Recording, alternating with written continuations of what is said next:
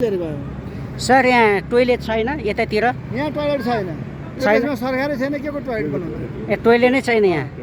अनि यो कोटेश्वरको आकाशी पुलमुनि एउटा टोइलेट छैन हैन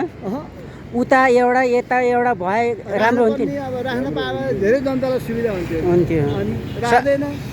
सरकारले बनाइदिएन सरकारले बनाउँदैन अनि बनायो नि बिहा दिन त के बनाउनु केटाहरुले महानगरले गर्छ कि भन्ने आशा गरे त्यो महानगरले नि गरे हैन अब अहिलेको मेयरले चाहिँ गर्छ कि भन्ने आशा गरेका छौँ आशा हैन त अब मेयरले त्यही पनि अरूले गर्दैन सरकारले चाहिँ के गर्ने हो केटाहरु त त्यही पुलमुनि नै लुक्दो रहेछ है त त्यहाँ नाक ठुलो रहेछ नाक ठुने रहेछ है गन्धले यो मुनिबाट वारी पारी दुईटै गनाउँछ